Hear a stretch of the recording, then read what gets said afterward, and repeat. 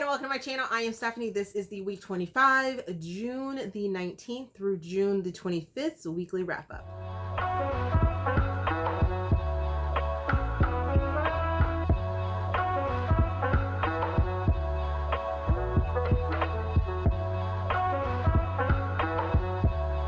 As I said, this is June the 19th through the 25th, weekly wrap up, and we're back to the very first sort of style of reviewing for me, which is giving you guys all the good, the bad, the ugly, all my thoughts and feelings, everything like that in one place. And before I get to that, let's do some book mail, because I did get some things in the mail. Now, I did get some things that I knew I was getting, but then I got these two packages that are like mystery packages, and I figured I might as well open them up on screen. So hopefully it's something that I actually either ordered or it's coming from an author or whatever.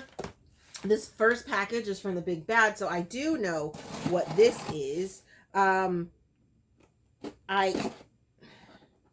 don't remember when I ordered this, but I just wrote down and was like, I'm just gonna go ahead and get this now because I want it, because I do. I will be seeing Megan in like 4 weeks or 3 weeks or something like that. And I'm not taking it with me because I'm not taking any books to a Polycon. I'm just doing nameplates or whatever.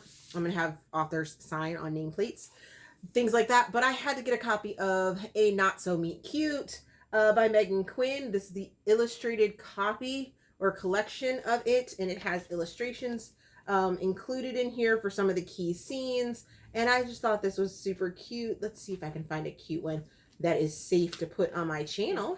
Here's a picture like that. Cute little black and white pictures and things like that. So I had to get a copy of that. And then I also got another like instant buying, and I had to get a copy of a book that you guys are going to hear about next week, which is Last on My List by Amy Daws. And I believe, I can't remember if Amy is on the list for Polycon or not, but I have her book, so I'll be getting a nameplate for it. I didn't want to wait on this one and directly buy it from her, because I'm pretty sure that I'm going to see her. And then the final package is my stuff that I got from the Coldplay concert. Because it was hot, it was sticky, and they gave us an option to order online and have it shipped to our house instead of just buying it there at the venue. So I got one of the DC Special Edition t-shirts, as well as one of the other shirts. So I got this sweatshirt, which I am hoping runs big, because I'll be very sad if it doesn't. But this is my Coldplay shirt, my Coldplay sweatshirt, and it's the Spheres. Music of the Spheres. That's the theme of this year's concert. It was so good, guys. Oh my gosh. And it's black, and it has Coldplay on the back. Ah! And then I can't believe I got a white t-shirt either. That's really wild. I didn't think I'm gonna have to check the receipt. Anyways, got or maybe the exclusive shirt only came in white or something like that. But this is the exclusive DC shirt, and it has the Spheres and the Washington Monument in it, and it has the concert and everything like that. And then it has the rainbow names of all the spots that they went to this year. This is so awesome. I love it. I love it. I love it. I love it. So awesome. If you are a Coldplay fan and you ever get a chance to go see them in concert, do it. It is an amazing experience. This is like the second time that I've seen them in concert, and yes, both times were amazing, and I love them. They're awesome. So with all that done, let's get into the books that I did read last week. I started off the week by finishing Obsession, because I have been getting that name wrong for this book every single time I said it. It's Obsession, which is the Mate Games #1 by Meg Ann and Kay Loraine, aka Kim Loraine. Did I say Loraine? Loraine. Kay Loraine, aka Kim Loraine. And this is a reverse harem paranormal romance, giving it 4.25 stars, giving it 4 Steam fans. Listen to this as an audiobook. There are content warnings for family rejection, mate rejection, trauma, faith, let's see, degradation, betrayal, mystical, sort of bondings and things like that. So we have Sunday, who is this werewolf princess that doesn't have a werewolf, and she is sent to this like academy type setting where her fated mate, who she rejected, Kingston, also attends. And then you have Thorn, who is the vampire prince. You have Father Caleb, who is a vampire that was a priest. And then you have Alec, who is a Viking god. And as you're going through this story, it's setting up for Sunday to be the female in this polyamorous relationship with the men. And like right now it's giving all those things that I don't like about what people consider reverse harems. First of all, I don't like the term reverse harem, because I've heard from people in the Muslim culture the reasonings behind not using harem, and just it's icky for me, so I don't like to call them that. That's why I call it a polyamorous relationship. And that is a personal choice. I've tried to like hey, let's not do that, but people are going to do what they want to do. So yeah, and right now it's like this fight between the guys of who's going to protect her. They all have this strong pull, and that has always been my issue when it comes to these type of books. Is I don't like it when the woman's like pussy is like, oh, it is made of gold, and I can only see her, and the only reason is because of this supposed strong bond and pull and things like that. I'm just like, ugh, really? It's giving not like any other girl and things like that, and unlocking her own powers. And I'm just like, this is why I don't read those books. But I'm going to continue on with the series to see what ends up happening, just because I like the narration. I will say that the narration is fire. So there's that. Like I said, it's setting up the whole she's supposed to be with all of these guys to make her more powerful. Each one of them brings something special, and we get a glimpse into what's going on right now. Currently, she is with the vampire prince Thorn, and all the rest of them are just kind of standing on the edges, and it's like, oh, we obviously know that they are going to bring something more to her. And yeah. And she's also like super down on herself, and is like, I'm gonna need you not to do that. Nah. She's giving helpless me.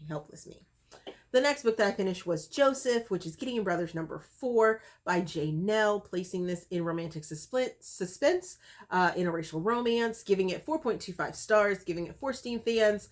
Had this as an ebook through KU, and like I told you guys before, Nell has a chokehold on me with these Gideon Brothers. I absolutely love them. So if you haven't been watching my reviews for these books, just know that all of them need to be read together, and are J brothers with the letter J in their name. So Joseph and Jag, and then there's a whole slew of other ones that are going to be coming up.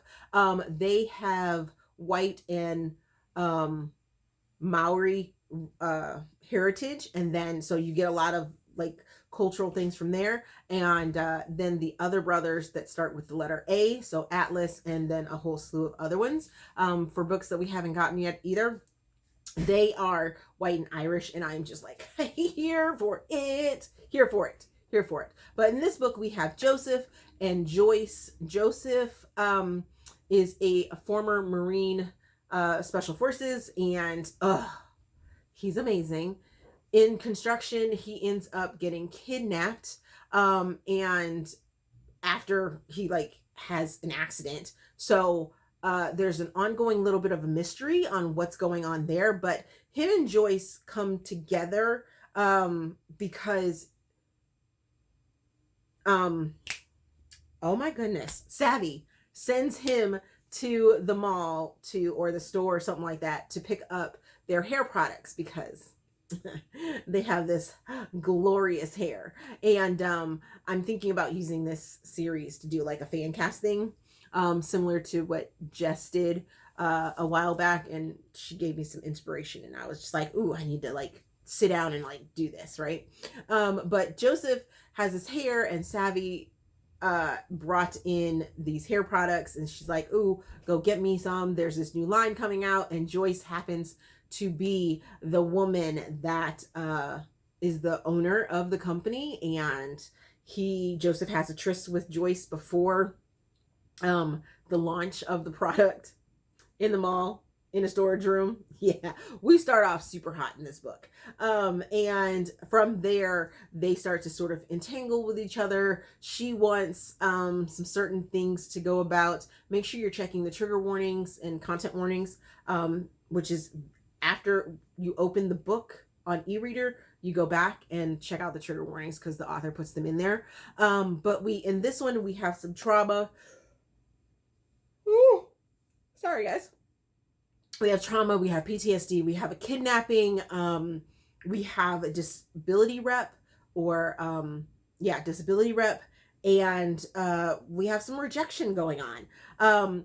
That kind of rubbed me a little bit the wrong way because Joyce was very, very strict on the things that she was kind of putting her foot down on, and I just wanted to reach in the book and be like, girl, this man is good, and he has been good to you.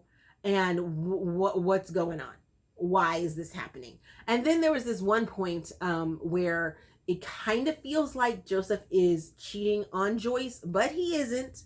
He isn't. There is another female that comes into play, but that does not come to fruition and things like that. But it feels a little like I wanted to knock him upside the head just a little bit about that, but at the same time, it wasn't actual cheating. So, you know, it turned out to be all good. It was just maybe the perception of, yeah. It's also when Joyce figures out that, you know, she need to get her head out of her ass. But this one didn't, if I'm remembering correctly, it didn't close up like the other ones have. It felt very happy for now because of the overarching stories that are going on within the brothers and cousins and things like that. So I'm like, I wonder what's going to happen. It is a bit of a slow burn as well. So there's that. The next book that I finished was Pretending with the Playboy, which is In Love with a Tycoon #2 by Tracey Livesay. Placing this in contemporary, giving it 4.25 stars, giving it 4 Steam fans. Listen to it as an audiobook. This is a Black author. By the way, Joseph is a Black author as well. And this is a fake dating situation. We have Carter, who is kind of dragged back to his aunt, the aunt that kind of raised him. And was it aunt or was it his grandmother? It was a family member that was really, really close to him. I'm pretty sure it's aunt. But he is dragged back to his aunt, who is unfortunately dying by Loraine, aka Lolo, and the two of them, Loraine and Carter, have had a thing, and to ease the grandmother's the aunts. It is the aunt. I wrote the note down. So Loraine is the aunt's personal assistant. So when she goes to get Carter and drags him back, she has to break the news that the aunt is dying. And this book does deal with some grief and some loss, and loss on both sides, because there is some other loss that is discussed as well. But there's communication issues. There's a whole lot of communication issues, and I just kind of wanted to slap these two, but at the same time, I enjoyed their fake dating situation that was going on, and Carter pulled Loraine out of her shell, Loraine pulled Carter out of his shell, and I was just like, ooh, gooey, ooey, for the two of them being together. Then the final book that I finished reading last week was Last Chance Cowboy, which is Cold Bank Cowboys #2 by Sade Rena. Placing this in contemporary, it's interracial, giving it 4 stars, giving it 3 Steam fans. Had this as an ebook through KU, and this is a Black author. It's interracial, like I said. There is content warning for parental sickness and illness. This is a second chance romance. So Charlie, aka Charlotte, is a horse trainer / horse wrangler type thing. She had moved to Nashville after Chance had did her wrong in high school. They gave each other their virginity, and then Chance did something really, really stupid and teenagerish by kissing someone else and kind of leaving Charlie out there to like hang. But when she finally does come back like 8 years later to their small town, she starts working on the ranch there. Chance is doing his thing, but at the same time, he's also sort of this playboy. I wasn't really connected with Chance. He really kind of bothered me in that he never learned, like until the very, very, very, very end of the book, that what the right thing to do was to be with Charlie and just be with Charlie. I was just like, boy. And Charlie just kind of infuriated me with her willingness to like, oh, Chance, oh, Chance, oh, Chance. And I was just like, no. You need to just go ahead. I kind of wish there was like another love interest that she had ended up taking up with, but yeah, there is that. And I didn't particularly care for the ending either. But that's all right. You can't win them all, but for the most part, I appreciated the angst that ended up happening within the story, so you know, that's why I went with the rating that I did. So what am I currently reading? I am currently reading Last on the List by Amy Daws. Yes, I know I said last week that I was going to be reading this, and I had hoped to have it finished, but summer swim started up, and it was hot as Hades yesterday on Saturday, and yeah, I didn't get very much reading done during the meet when I was like on my downtime. So there's that. But I am reading it and I look forward to finishing it. It's already starting off really, really funny. And I am enjoying myself with it. Then I will be starting Sin and Magic by K.F. Breene, which is the second book in the Demigods of San Francisco series that I have been talking about. Yeah.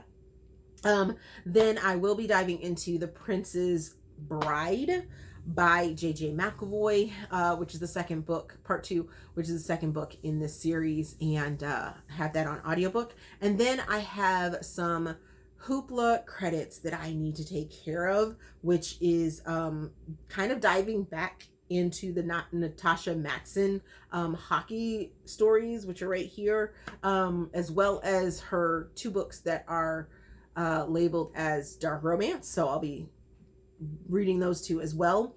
And drop me a book recommendation down in the comment section, because I have 5 Hoopla credits left for the month, and it does probably need to be traditional, or at least a book that is indie, and could possibly be in local library systems. So if you don't know, Hoopla is a great resource to use through your library. They get books, and then you can, you know, check them out like library books, which is absolutely awesome. Mine is completely, I love, during the pandemic and stuff like that, my Hoopla was top notch and sort of saved the whole not having to go or needing to go to the library and stuff like that, because I had those credits and had it all set up and stuff like that. So that was a really good system. But it's based off of your library system, so the selection varies from library system to library system. But drop me some comments or drop me some recommendations down in the comment section is what I was trying to say. I think I'm going to try and do like a video. I have like 5 credits, and I want to do like an outside the box sort of reading vlog or experience type thing. So drop your recommendations down there. Make sure it's not Trash Panda authors, known Trash Panda authors. So don't be suggesting that I read Harry Potter, because that's not going to happen.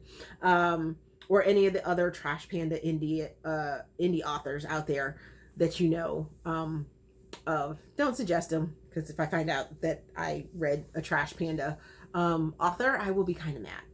And I don't want to do any hate reading. So those, oh, also don't suggest nonfiction or horror either. There's that. But other than that, that is what I read last week and what I am currently reading, things that are going on in my life.